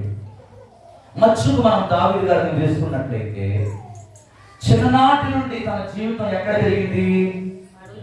అరణ్యంలో పెరిగింది. అడవులు కూడా తిరుగుతూ ఉన్నాడు. ఆ గొర్రెలను కాసుకుంటూ తన చేతిలో ఉన్న సితారాలను తీసుకొని దేవుని ఆరాధించుకుంటూ తన బాల్యమంతా కూడా అడవుల్లోనే కొనసాగింది. అలా అని చెప్పి ఎప్పుడు కూడా దావీదు బాధపడలేదు. గొర్రెల దొడ్డిలో నుండి దేవుడు ఏం చేశాడంటే సింహాసనం మీద కూర్చోబెట్టాడు. ఎప్పుడైతే సింహాసనం మీదకి వచ్చాడో ఏమైంది? కొంచెం తన జీవితంలోనికి ఏం ప్రవేశించింది? పాపము ప్రవేశించింది. ఒక రాజు స్థానంలో దేవుడు పెట్టాడు. రాజు ఏం చేయాలి? రాజ్యాన్ని పరిపాలించాలి. రాజ్యంలో ఉన్న ప్రజలకి ఏ అవసరతలు ఉన్నాయో ఆ రాజైన వాడు ఆ ప్రజల యొక్క అవసరతలను తీర్చేవాడుగా ఉండాలి. ప్రజలకు ఏం కావాలో ప్రతిరోజు ఆలోచించాలి, మంచి నిర్ణయాలు చేసుకోవాలి. కానీ ఈ రాజు ఏం చేస్తున్నాడు? మేడ మీదకు పోయి చూడకూడదు చూస్తున్నాడు. చూసాడు, బాగానే ఉంది. ఏం చేయాలి? చూసిన ఆ సన్నివేశాన్ని తన మనసు నుంచి తీసివేసుకో. నీవు దారి గుండా పోతున్నావు, రోడ్డు గుండా పోతా ఉన్నారండి. రోడ్డు గుండా పోతా ఉన్నప్పుడు ఒక అర్ధ నగ్నంతో ఉన్న ఒక పోస్టర్ నీకు కనబడదు. ఒక పోస్టర్ నీకు కనబడదు అనుకుందాం. ఉదాహరణకి నువ్వు వెళ్తా ఉన్నావు, ఆ పోస్టర్ నీ కంటికి కనబడ్డది, ఆటోమేటిక్గా నీకు తెలియకుండానే నీ కళ్ళు దాని మీద వెళ్ళిపోయాయి. నీకు తెలియకుండా అర్థఘటనంగా ఉన్న పోస్టర్ మీద నీ కళ్ళు వెళ్ళిపోయినాయి. బాగానే ఉందో వెళ్ళిపోయావు, నీ పని మీద వెళ్ళిపోయిన నీవు ఏం చేయాలంటే మరలా దానికి వెళ్ళి చూడడానికి ప్రయత్నము చేయకూడదు. అబ్బా ఇంకోసారి చూస్తే బాగుండే అనేటట్టుగా నువ్వు ఎప్పుడు కూడా నీ మనసును దాని మీదకి వెళ్ళకూడదు. ఒకసారి నీవు మనసులో ఆలోచన చేయడమే పాపమని దేవుడు చెప్తున్నాడు. నీకు తెలియకుండా నువ్వు చేస్తున్నావు. కొన్నిసార్లు వాటన్నిటిని నువ్వు తెలుసుకున్నప్పుడు, దేవుని వాక్యం ద్వారా దేవుడు హెచ్చరించినప్పుడు, సేవకుల ద్వారా నిన్ను హెచ్చరించినప్పుడు నువ్వేం చేయాలి తెలుసా? వాటిని మనసులోంచి తీసేసుకోవాలి. ఒక రాజు స్థానంలో ఉన్న దావీదు తన మనసులో నుంచి తీసేసుకోకుండా ఏం చేస్తున్నాడంటే పాపము చేయడానికి ప్రయత్నం చేశాడు. పాపము చేసి ఏం పోగొట్టుకున్నాడు? దేవుని మందిరము కట్టే పని దావీదు చేతుల నుండి తీసివేశాడు. నీవు నన్ను ఆరాధించే ఆరాధకుడు కావచ్చు. నీవు ఆరాధన చేస్తే నేను ఆరాధిస్తున్నాను, మంచిదే, పర్వాలేదు, వెరీ గుడ్, సూపర్. కానీ ఏమి లేదు, నీలో పరిశుద్ధత లేదు. నీ హృదయం పాపముతో నింపబడ్డది. కాబట్టి దావీదు, నీవు నా మందిరానికి కట్టడానికి నీకు అధికారము లేదు. మందిరానికి కావలసినవన్నీ సమకూర్చాడు కానీ దావీదు చేత మందిరము కట్టబడలేదు. హల్లెలూయా. ఈరోజు దేవుని కృప నాకు తోడుగా ఉంది, నేను ఏమి చేసినా చంపుతాహే అని అనుకోవడానికి లేదండి. దేవుడు నిన్ను ప్రశ్నిస్తూ ఉన్నాడు. నీ నిమిత్తమై ఆయన ఎంతగానో వేదన పడుతూ ఉన్నాడు. ఇలాంటి వాడి కోసమా నేను ఈ భూమి మీదకి వచ్చాను? ఇటువంటి పాపాత్ముల కొరక నా జీవితాన్ని ధారపోసాను. ఇటువంటి పాపాత్మురాలైన స్త్రీ కొరక నేను నా రక్తాన్ని చిందించాలని ప్రతిసారి కూడా నీవు మాట్లాడే మాటలను బట్టి, నువ్వు చేసే ప్రవర్తన బట్టి, నువ్వు నడిచే నడతను బట్టి నా దేవుని హృదయం గాయపరచబడతా ఉంది. అయితే ఈరోజు దేవుడు నీతో మాట్లాడతాడు. ప్రభు సన్నిధిలో ఒప్పుకో. నీవెప్పుడు కూడా మొదటి వాడవుగా ఉండాలి, కడపటి వాడవుగా వెళ్ళకూడదు. చాలా మంది లోకంలో అన్ని చేస్తూ ఉంటారు, ఏవేవో చేస్తూ ఉంటారు, ఎక్కడెక్కడికో పెరగడుతూ ఉంటారు. ఇక్కడ కాకపోతే అక్కడికి, అక్కడ కాకపోతే అక్కడికి, ఆ సంఘం కాకపోతే ఆ సంఘం, ఆ సంఘం కాకపోతే ఇంకో సంఘం, ఆ పాస్టర్ కాకపోతే ఇంకో పాస్టర్ తెచ్చుకుని పెట్టుకుంటా ఉంటారు. ఎంతమందిని తీసుకొచ్చి పెట్టుకున్నా కూడా నీ హృదయం మార్పు చెందకపోతే, దేవుని వాక్యానికి నీ హృదయం కనెక్ట్ అవ్వకపోతే ఎప్పటికీ కూడా నీ జీవితం అలాగనే ఉంటుంది. ఇవి నా మాటలు కాదండి, పరిశుద్ధాత్మ దేవుడు మాట్లాడుతున్నాడు. ఎందుకంటే నిష్ఫలముగా నా యొద్దకు మరలక అది నాకు అనుకూలమైన దానిని నెరవేర్చును, నేను పంపిన కార్యమును సఫలం చేస్తాను. ఆయన కార్యము నీ జీవితంలో సఫలమయ్యేంత వరకు కూడా దేవుడు ఎప్పుడు కూడా అన్యాయస్తుడు కానీ కాదు. ఆయన మాట తప్పని దేవుడు, ఆయన మడిమ తెప్పని దేవుడు. నీవు మారిపోతావేమో కదా, ఆయన మారని దేవుడు. యుగాలు మారినా, తరాలు మారినా ఆయన మారని దేవుడు అండి. మనం చాలాసార్లు పాడతాం, మారని దేవుడవు నీవేనయ్యా, మరుగై ఉండలేదు నీకు యేసయ్యా.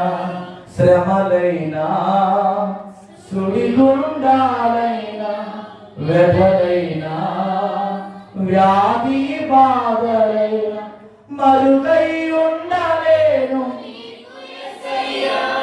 ఏంటంట? మరుగై ఉండలేను.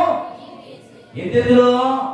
వ్యాధిలోను, బాధల్లోను, శ్రమల్లోను, కష్టాల్లోను మరుగై ఉండనయ్యా. నీకు ప్రతిరోజు నేను అందుబాటులోకి వస్తానయ్యా అని చెప్పి పాట పాడాడు ఒక భక్తుడు. ఆయన ఎందుకు ఆ పాట రాసుకున్నాడంటే తన జీవితంలో దేవునితో నడిచాడు కనుకనే, ఆయన దగ్గరికి దేవుడు వచ్చినప్పుడు ఆయన కూడా ఆయన దగ్గరికి వెళ్ళాడు కనుకనే ఆ పాట రాసుకున్నాడు. నీ పరిస్థితి ఏంటి? ఆయన నీ కొరకు అందుబాటులోకి వస్తే నువ్వు ఆయన దగ్గరికి వెళ్ళగలుగుతున్నావా? మూడో పాయింట్ ఏంటంటే స్థిరమైన హృదయంతో దేవుడిని హత్తుకోవాలి. బైబిల్ గ్రంథంలో ఒక వ్యక్తి హత్తుకున్నాడండి. అతని పేరు ఎవరంటే 11వ అధ్యాయం అపోస్తల కార్యము 23వ వచనం. అపోస్తల కార్యం. అతడు వచ్చి దేవుని కృప సంతోషించి ప్రభువును స్థిర హృదయముతో హత్తుకొనవలెనని. హల్లెలూయా. దేవుని కృప నీకు రావాలంటే నీకేముండాలంట? స్థిరమైన హృదయం ఉండాలి. ప్రభువును హృదయపూర్వకంగా స్థిరంగా హత్తుకోవాలని, ఆయనలో నిలిచి ఉండాలని అంతియోకియ సంఘములో బర్నబాను అపోస్తలుడైన పౌలు ఏం చేశాడండి? ప్రోత్సహించాడు. అప్పుడే వారికి దేవుని కృప సమృద్ధిగా కలిగింది. అప్పుడు అంటాడు, అతడు వచ్చి దేవుని కృపను చూచి సంతోషించి ప్రభువును స్థిర హృదయముతో హత్తుకొనవలెనని అందరినీ ఏం చేస్తున్నాడు? హెచ్చరిస్తున్నాడు. సంఘానికి ఏం కావాలి? సంఘానికి ఏం కావాలండి? హెచ్చరికలు కావాలి. సంఘానికి దిద్దుబాటు కావాలి. సంఘానికి ఎప్పుడైతే హెచ్చరిక, దిద్దుబాటు అనే మాటలు ఎప్పుడైతే ప్రకటించబడతా ఉన్నాయో ఆ మాటలు విన్నప్పుడు మనం ఆటోమేటిక్గా దేవుడి దగ్గరికి మళ్ళా రాగలమండి. ఇక్కడ బర్నబా దేవుని సంఘములో చేర్చబడ్డాడు. అంతియోకియ సంఘములో బర్నబా అపోస్తలుడైన పౌలు చెప్పే మాటలకు ఆకర్షితుడై ప్రభు మాటల యందు సంతోషించి ఆ హెచ్చరికలు విడుదలవుతున్నప్పుడు తన హృదయాన్ని మార్చుకుని దేవుని దగ్గరికి రాగలడు. ద్వితీయోపదేశకాండం 10వ అధ్యాయం 20వ వచనంలో అంటాడు, నీ దేవుడే యెహోవాకు భయపడి ఆయనను సేవించి ఆయన హత్తుకొన ఆయన నామమును. హల్లెలూయా. ఏం చేయాలండి? మన దేవుడైన యెహోవాకు భయపడాలి. దేవునికి భయపడినప్పుడే ఆయన మనం పరిపూర్ణంగా హత్తుకోగలం. ఈరోజు మీలో స్థిరత్వం లేకపోవడం గల కారణం ఏంటంటే భయం లేకపోవడం అన్నట్ట. ఈరోజు మనం మరొకసారి ప్రభా, ప్రారంభం నా స్థితి ఎలాగైతే ఉందో ఈ చివరి దినాల్లో కూడా అదే స్థితి నేను కొనసాగించే ఆ ప్రభు నాకు దయచేయి. మన సంతోషం ఎక్కడ ఉండాలంటే దేవుల్లో ఉండాలండి. కట్టుకునే వస్త్రాల్లో కాదు కానీ, ధరించే వస్తువులలో కాదు కానీ, కట్టుకునే పెద్ద పెద్ద పండగలలో కాదు కానీ, తిరిగే పెద్ద పెద్ద కార్లలో కాదు కానీ, మన సంతోషం ఎక్కడ ఉండాలంటే దేవుల్లో ఉండాలి. హల్లెలూయా. ఈరోజు కాలిఫోర్నియా ప్రాంతం సంపన్నులకు నిలయమైన ప్రాంతం. కొన్ని లక్షల కోట్లు, మిలియనియర్స్, ట్రిలియనియర్స్, బిల్గేట్స్ ఉన్న భయంకరమైన సంపన్నులైన ప్రాంతం ఈరోజు మాడి మసైపోయింది. లక్షల కోట్ల రూపాయలు. ఇప్పటి వరకంట 5 లక్షల కోట్ల రూపాయలు నష్టం. 5 లక్షల కోట్లు నిన్నటి వరకు మాత్రమే. అది ఈరోజు అనేక మంది నిలువ నీడలేకపోయినారు. వారు కొనుక్కున్న పెద్ద పెద్ద లగ్జరీ కార్లన్నీ కూడా అగ్నికి ఆహుతైపోయింది. జాగ్రత్త. ఆయన భయంకరుడైన దేవుడు. ఆయన కోపము, ఆయన కోపిస్తే ఆయన ముందు ఎవరు కూడా నిలబడలేరు. ఈరోజు నీ దేవుడైన యెహోవా మాటకు నువ్వు లోబడాలి. ఆయన మాటకు నువ్వు లోబడి ఆయన సేవించి ఆయన ఎప్పుడైతే నువ్వు హత్తుకుంటావో ఆయన నీకు ఒక ప్రమాణం చేస్తున్నాడు. ఏంటంటే ద్వితీయోపదేశకాండం 30వ అధ్యాయం 20వ వచనం ఆయన చేసిన ప్రమాణం ఏంటో చూద్దాం ఒక్కసారి. నీ పితరులైన అబ్రహాము, ఇస్సాకు, యాకోబులకు ఆయన ప్రమాణం చేసిన దేశంలో మీరు నివసించినట్లు యెహోవాయే నీ ప్రాణములకు, నీ దీర్ఘాయువులకు మూలమై ఉన్నాడు. కాబట్టి నీవును నీ సంతానమును బ్రతుకుచు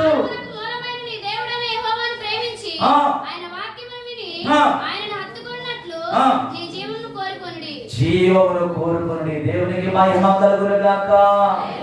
ఎవరైతే ఆయన హత్తుకుంటారో, ఎవరైతే ఆయన మాటకు లోబడతారో, ఎవరైతే దేవుడు చెప్పింది చేస్తారో, దేవుడు మీకు ఇచ్చే గొప్ప ఆశీర్వాదం ఏంటంటే ఆనాడు అబ్రహాముకు, ఇస్సాకుకు, యాకోబుకు ఏ వాగ్దానం అయితే చేశాడో, ఇదిగో నీ దేశం నుండి, నీ బంధువుల ఇంటి నుండి నేను చూపించు దేశానికి వెళ్ళు అన్నాడంతే. వెంటనే అబ్రహాము దేవుని మాటకు లోబడ్డాడు. ఎప్పుడైతే దేవుని మాటకు లోబడ్డాడో 100 years కి వాగ్దాన పుత్రుడైన ఇస్సాకును దేవుడు బహుమతిగా అనుగ్రహించాడు. ఇస్సాకు పుట్టినప్పుడు భయంకరమైన కరువు వచ్చేసింది. వచ్చింది దేశం అంతా కూడా. అయితే దేవుని వాగ్దానం నమ్మదగినది. ఆయన మాట సెలవించాడంటే ఖచ్చితంగా చేసి తీరుతాడు. అందుకనే ఇస్సాకు ఆ కరువులో విత్తనం విత్తినప్పుడు 100 పంట పొందుకున్నాడు. మోసగాడైన యాకోబు దేవునితో మాట్లాడడం ద్వారా, దేవుని సన్నిధిలో తన పాపాలను ఒప్పుకోవడం ద్వారా ఆ రాత్రి యాకోబు ఎలా మారిపోయాడండి? ఇశ్రాయేలుగా మార్చబడ్డాడు. ఈరోజు ఆ పితరులకి ఏ వాగ్దానం అయితే ఉందో ఆ వాగ్దానం మరలా దేవుడు నీకు ఇవ్వబోతున్నాడు అంటున్నాడు. హల్లెలూయా. ఈ దేశములో, ఈ పూరి పట్టణంలో, ఈ పెంట కోటలో, ఈ తీరాల పరమలో నా ప్రభు నీతో మాట్లాడుతున్నాడు. ఈ 2025వ సంవత్సరం నీ పితరులకు ఏ ప్రమాణం అయితే చేశాడో అదే ప్రమాణం నీతో చేస్తున్నాడు. నిన్ను ఖచ్చితంగా నేను దీవిస్తాను, నీకు దీర్ఘాయువు ఇస్తాను, నీలో ఉన్న ప్రతి బలహీనతను నేను తీసివేస్తాను, నీకు సంపూర్ణమైన ఆరోగ్యం కలగజేస్తాను, నీ సంతానం నిత్యము బ్రతికేటట్టు నేను చేస్తాను. నీకు పుట్టిన పిల్లలు కావచ్చు, వాళ్ళ పిల్లలు తరాలు ఈ ఆశీర్వాదము, ఈ దేవుని మహిమ మీ కుటుంబాల మీద ఉండబోతుందండి. దేవునికి స్తోత్రం కలుగుతుంది. ఎప్పుడో తెలుసా? ఆయనకు భయపడినప్పుడు, ఆయన సన్నిధిలో స్థిరంగా మనం నిలిచినప్పుడు. చివరిగా నేను ఒక మాట చెప్తాను. మత్తయి సువార్త 16:24 అంటాడు, అప్పుడు యేసు తన శిష్యులను చూసి ఎవడైనా వెంబడింపకోరిన యెడల ఏం చేయాలంట? తన్ను తాను ఉపేక్షించుకొని తన సిలువను ఎత్తుకోవాలి. అక్కడ ఆగండి. ఏం ఎత్తుకోవాలి? తన సిలువ. ఇక్కడ ఎంత మంది అయితే మీరు ఉన్నారో మీరందరూ కూడా ఒక్కొక్కరు ఒక సిలువను ఎత్తుకోవాలి. సిలువ ఎప్పుడు కూడా ఎక్కడ తీసుకెళ్తుంది? శ్రమల దగ్గర తీసుకెళ్తుంది. ఒక బంగారము అగ్నిలో వేయబడి అది ఎలాగైతే కాల్చబడి ఆ బంగారంకు శుద్ధి దెబ్బలు ఎప్పుడైతే తగులుతాయో అప్పుడే దానిలో ఉన్న మస్తంతా కూడా పోయి సువర్ణమైన బయటకు వస్తుంది. ఎప్పుడైతే నువ్వు యేసయ్య సిలువ అనగా నువ్వు ఎప్పుడైతే శ్రమల గుండా వెళ్తావో ఆ శ్రమలో దేవుడిని వదిలిపెట్టడు. ఆ శ్రమలో దేవుడు వదిలిపెట్టకుండా నేనేం చేస్తాడంటే ఉన్నతమైన స్థలంలో తీసుకెళ్తాడు. ప్రియమైన దేవుని బిడ్డలారా, ఇక్కడ ఒక విషయాన్ని మనం బాగా అర్థం చేసుకోవాలి. యేసు ప్రభు ఒక ఉద్దేశంతో ఈ లోకానికి వచ్చాడు. ఆయన నీ పాపములన్నిటి నిమిత్తమై ఆయన కలవరసులో మరణించాడు. మరణించిన ఆయన సమాధిలో ఉన్నాడా? లేడు. ఆయన ఎక్కడున్నాడు? పరలోకములో ఉన్నాడు. ఈ రోజు నువ్వు ఏ శ్రమల గుండా వెళ్తున్నావో ఆ శ్రమలను దేవుడు ఉంచడు. ఆ శ్రమల నుండి నిన్ను దేవుడు ఏం చేస్తాడంటే నీకు నేర్పించాల్సింది నేర్పిస్తాడు, నీకు జ్ఞానం నేర్పిస్తాడు, నువ్వు ఎలా బ్రతకాలో దేవుడు నీకు ఆలోచనిస్తాడు. ఆ శ్రమలో ఏ విధంగా తట్టుకొని నువ్వు నిలబడాలో ఆ స్టెబిలిటీ దేవుడు నీకు ఇస్తాడు. హల్లెలూయా. ఈరోజు చాలా మంది డబ్బు ఉంది కాబట్టి సరైన స్టెబిలిటీ లేదు. ఇక్కడ కాకపోతే ఇంకో చోట తిరుగుతూ ఉంటారు చాలా మంది యవనస్తులు. వారికి ఒక సరైన క్లారిటీ అనేది ఉండదు. ఎవరైనా ఇక్కడ కూర్చున్న వాళ్ళు ఒక సహోదరుడు నుంచి బ్రదర్ నువ్వు ఏం చేయాలనుకుంటున్నావు రేపంటే క్లారిటీ ఉండదు. ఎందుకంటే వాడు ఆలోచన చేస్తాడు. ఎందుకు? ఇంకా వాడికి అర్థం కాలేదు. ఇంకా వాడికి అర్థం కాలే. వాడి జీవితం మీద సరైన అవగాహన అనేది వాడికి ఇంకా రాలేదు. కానీ ప్రభు చెప్తున్నాడు ఏంటంటే అప్పుడు యేసు తన శిష్యులను చూసి ఎవడైనాను నన్ను వెంబడింప కోరిన ఎడల తన్ను తాను ఉపేక్షించుకొని తన సిలువనెత్తుకొని నన్ను. సిలువ దేనికి సాదృశ్యం అంటే నిత్య జీవానికి సాదృశ్యం. సిలువలో ఏముందంటే సమాధానం ఉన్నది. సిలువలో ఏముందంటే స్వస్థత ఉన్నది. సిలువలో ఏముందంటే విడుదల ఉంది. అందుకే రూతును గురించి దేవుడు ఒక అద్భుతమైన సాక్ష్యం ఇస్తున్నాడు. ఏమని చెప్తుందో తెలుసా? నీ దేవుడే నా దేవుడు అని ప్రభువును స్థిర హృదయముతో హత్తుకుంది. రూతు దేవుని కృపను పొందగలిగి బెత్లెహేములో భూస్వామి అయిన యేసు క్రీస్తుకు సాదృశ్యమైన బోయాజును ఏం చేస్తుంది? వివాహం చేస్తుంది. అప్పుడు రూతం వచ్చింది దేనికోసం? పరిగెత్తుకోవడానికి. వాళ్ళు ధాన్యం కోసుకొని మూటలు కట్టుకుంటున్నప్పుడు ఆ పనంలోంచి జారిపోయే ఆ చిన్న చిన్న గింజల్ని, ఆ కొద్ది కొద్ది గింజల్ని, ఆ పడిపోయిన గింజల్ని ఏరుకొని తన కడుపును నింపుకోవడానికి వచ్చినారు. కానీ ఈ బోయాజు ఏమని చెప్తున్నాడు తెలుసా? ఇదిగో, నీవు నీ హత్తను ఏ విధంగా హత్తుకున్నావో, నువ్వు ఏ విధంగా నీ జీవితాన్ని కాపాడుకున్నావో, ఏ విధంగా నీ కన్నత్వాన్ని కాపాడుకున్నావో నిన్ను గురించి ఒక మంచి సమాచారం నేను విని ఉన్నాను. స్టేట్మెంట్ ఇచ్చేస్తున్నాడు. ఆమె ఎవరో తెలియదు, ఆమె ఎక్కడి నుంచి వచ్చిందో తెలియదు, కానీ ఆమె చూసి ఏం చేస్తున్నాడంటే స్టేట్మెంట్ ఇస్తున్నాడు. ఈరోజు నీ స్టేట్మెంట్ ఏంటి? నీ గురించి దేవుడు ఏదైనా మంచి స్టేట్మెంట్ ఇవ్వగలుగుతున్నాడా? చూడండి, హత్తుకున్నది, స్థిర హృదయం. ఓర్ప లోకాన్ని హత్తుకుని వెళ్ళిపోయింది. రూతు అత్త అయిన నయోమి, అనగా నయోమికి సాదృశ్యంగా ఉన్న దేవుణ్ణి హత్తుకుంది.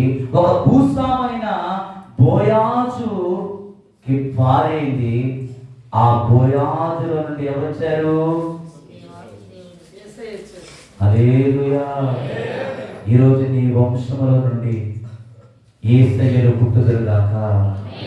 యేసయ్య లాంటి మహిమ కలిగిన వ్యక్తులు ఈ భూమిని తలక్రిందులు చేసే గొప్ప గొప్ప వ్యక్తులు నీలో నుంచి జన్మించుదురుగాక. హల్లెలూయా. స్థిర హృదయం కావాలి, స్థిర హృదయం. ప్రతి దానికి మనం చలించకూడదండి. ఈరోజు దేవుడు నీతో 3 మాటలు మాట్లాడాడు. ఒకటేంటి? మంచిదాన్ని హత్తుకోవాలి. రెండోది విశ్వాసం హత్తుకోవాలి. మూడవది స్థిరమైన హృదయం. ఈ 3 లక్షణాలు ఎప్పుడైతే ఉంటాయో అప్పుడే మనం దేవుడి కొరకు బలమైన పాత్రగా వాడబడతాం. కనుక అత్తను హత్తుకుంటున్నావా? ప్రేమించే వ్యక్తులుగా ఉంటున్నావా? దేవుడు చెప్పిన మాటల ప్రకారం లోబడుతున్నావా? లేదా నీ స్వరీతి మీద ఆధారపడుతున్నావా? ఈరోజు దేవుడు నీకు ఒక క్లారిటీ ఇచ్చినదాకా, ఇంతవరకు నీ భవిష్యత్తు ఏంటో అనేది అర్థం కాని స్థితిలో ఒకరు ఉన్నట్లయితే, ప్రియమైన సహోదరుడు, సహోదరి, దేవుడు మీతో మాట్లాడుతున్నాడు ఏంటంటే స్థిర హృదయం కలిగి ఉండండి. నువ్వు ఎక్కడ రక్షించబడ్డావో ఆ సంఘంలో స్థిరంగా ఉండు. ఏ వాక్యం అయితే నువ్వు వింటున్నావో ఆ మాటల మీద విశ్వాసం ఉంచు. ఏ దేవుడిని అయితే వెంబడిస్తున్నావో ఆ దేవుడిని చివరి వరకు వెంబడించడానికి ప్రయత్నం చేయి. అనేకమైన తుఫాన్లు వస్తాయి, అనేకమైన గాలివానలు వస్తాయి, అనేకమైన అసత్యమైన బాధలు ఈ లోకంలో ప్రకటించబడతా ఉంటాయి. అయితే సత్యవాక్యం నీకు దేవుడు ఇచ్చి ఉన్నాడు. ఆ వాక్యాన్ని నువ్వు ఏం చేయాలంటే పట్టుకుని దేవుని కొరకు నువ్వు నిలబడినప్పుడు నువ్వు స్థిరపడతావు. నీ దేవుడు ఇచ్చిన ప్రమాణం, ఆనాడు అబ్రహాము, ఇస్సాకు, యాకోబులకు ఇచ్చిన ఏ ప్రమాణం అయితే ఉందో ఆ ప్రమాణం ద్వారా దేవుడు నిన్ను కూడా దీవించబోతున్నాడు. అట్టి కృప దేవుడు మీ అందరికీ అనుగ్రహించిన గాక. ఆమె త్వరలోచుగా ప్రమాణం, దేవుడికి ఇచ్చిన ప్రమాణం ఏంటంటే నీ దేశం నుండి, నీ బంధువుల ఇంటి నుండి ఆయన నిన్ను తన గుణాతిశయములను ప్రచురించడానికి ఆయన నిర్మించాడు. మంచిదని అందుకో, చెడును అసహించుకో. చెడ్డది ఏదైతే నీ హృదయంలో ప్రవేశించడానికి ప్రయత్నం చేస్తా ఉందో దాన్ని అసహించుకో. దేవుని సత్యవాక్యాన్ని హత్తుకో. విశ్వాసంలో నడిపించే సేవకుల బోధన నందు విశ్వాసం ఉంచు. అసత్యాన్ని ప్రకటించే బోధన వైపు మళ్ళకుండా పౌలు ప్రకటించిన మాటలు ఏథెన్సు నగరంలో ఇదిగో తమరి అనే సహోదరి, అలాగే థియోనసిస్ అనే 2 వ్యక్తులు ఎలాగైతే దేవుని మాటలు ఎదురు సంతోషించి ఆదుకున్నారు, అలాగే అపోస్తలుడైన పౌలు చెప్పిన మాటలకు అంతియోకియ సంఘంలో బర్నబా దేవుని సేవలో పౌలుతో నడిచాడు. ఈరోజు నీకుందా అనుభవం? నీకుందా సహవాసం? ఆ హత్తుకునే జీవితం నీలో ఉందా లేదా ఒకసారి గమనించు. స్థిరమైన హృదయం కలిగింది రూతు. అతను హత్తుకుని జీవించింది, దేవుని ఆశీర్వాదం పొందుకుంది. ప్రార్థన చేసుకుందాం. ఈ సమయంలో ఎత్తబడిన వాక్యం కొరకు మన మధ్యలో ఉన్న ఎలీషా ప్రార్థన చేస్తాడు. ఎత్తబడిన వాక్యం కొరకు ఎలీషా ప్రార్థన చేస్తాడు.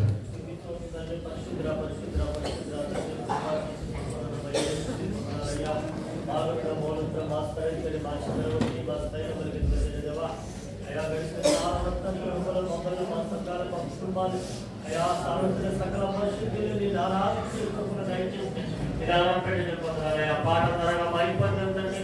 అయా స్థుతి ఆనందంలో ఉండి మీ ఆత్మని అభిషేకం మాపై కుమ్మరించు. మీ శాపం నిలబెట్టి ప్రభా అనేక రకాలుగా మాట్లాడించండి.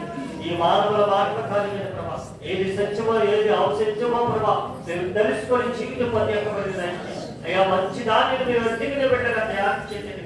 ఈ స్వాస్థ్యంలో అయ్యా ముందుకు సాగబెట్టగా మమ్మల్ని తయారు చేయండి. అలాగే వృత్తి ఎలా ఎత్తుకొని జీవించిందో ప్రభా ఏ దేవుడు ఎత్తుకొని జీవించిందో మేమందరూ కూర్చిన ప్రత్యేకబడలే మీరు ఎత్తుకుని జీవితం ప్రత్యేకబడి కూడి అందరినీ జీవించి ఈ శాపంగా భూమలుగా వాడుకో అనేక కాలంలో అయ్యా ఇలాంటి ఆత్మతో ఈ అభిషేకంతో వాడుకొని ఘనతమైన ప్రభావానికే తరించుకుంటాం. మమ్మల్ని అతిగా ప్రేమిస్తున్నా యేసు క్రీస్తు నామములో ప్రార్థించి నిలిచి వేడుకుంటాం తండ్రి. ఆమేన్. దేవునికి స్తోత్రం కలుగును గాక. హల్లెలూయా.